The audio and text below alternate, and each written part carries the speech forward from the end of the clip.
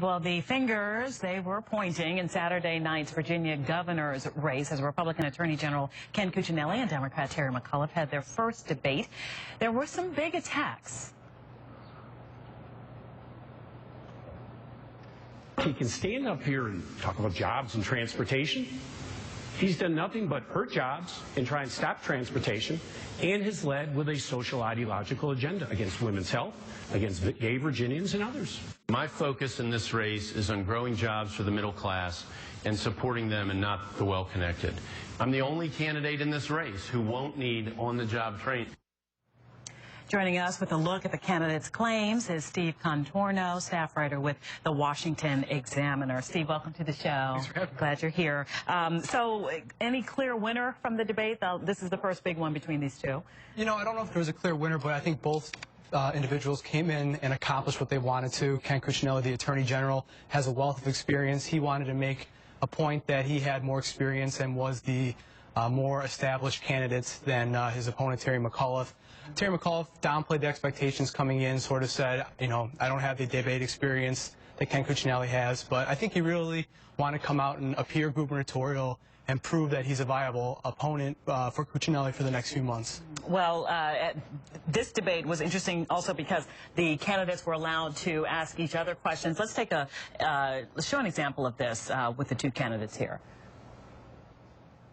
You had a fiduciary duty to protect the citizens of Virginia to get back $1.7 million that was owed us. Instead of taking him to court, he was taking you to New York City. I made several mistakes on disclosure, and who brought them forward? I did. No one was going to find them. Not only did I bring them forward, I then turned them over to the local prosecutor and asked for an independent review.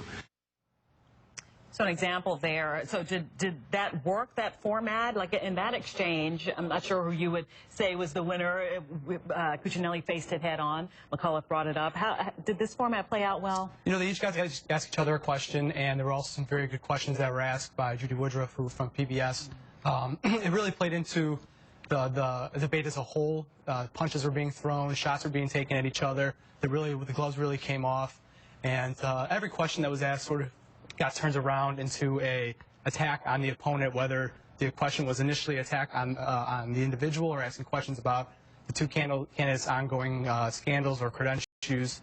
So that really, the questions that they got to ask each other really played into that. All right. Well, and speaking of scandals, there's sort of a cloud hanging over the governor's mansion right now with this gift scandal. How did they sort of address this issue? And is it smart for Terry McAuliffe to maybe come out and say that from the Democratic side, what they will do moving forward with this sort of ethics loophole, as some people call it, that is in Virginia politics? Well, it's an interesting conundrum for Ken Cuccinelli because he also has ties to the business that is sort of at the center of this whole thing. So Terry McAuliffe really wanted to go after him on that, and sort of did. And Ken Cuccinelli sort of turned it back on Terry, saying, you're the one with an ethical discrepancies in his past from his time as a high-profile donor and a fundraiser for Bill Clinton's presidency. So there really was a lot of ethical questions on both parts. They were both asked if Governor McDonald should resign. They both kind of demurred, though they seem to say it's a question that's worth being asked. Let's talk about the big issues. Talking about that, should they look at that ethics, any loopholes there? What are the other big issues in Virginia when this election comes around? And who's voting? Who are the critical blocks this time? Well, it's interesting because if you look at, you know, debate was not shown statewide. It was live streamed from the Homestead Resort in Hot Springs, Virginia, and there was about 2,500 people watching the debate. So I don't think there's a ton of people paying attention right now, a lot of election hangover, but it will come down to the economy and jobs. Obviously, that's where Ken Cuccinelli wants the debate to focus on. Terry McAuliffe wants to as well, but he also is really playing up Ken Cuccinelli's sort of past rhetoric on social issues, things that he said in the past that might hurt him with women voters or some moderate voters, and really try to make that a major issue in the race. So if it's debate demographics are similar to what we saw in the presidential election, it should favor Terry McAuliffe. However, in off-year elections, there tends to be less turnout, which would help Ken Cuccinelli. Steve Contorno is a writer with the Washington Examiner, talking about the first debate between Ken Cuccinelli and Terry McAuliffe in the race for governor of Virginia. Thank you so much. Thank you for having me. Okay, Tony.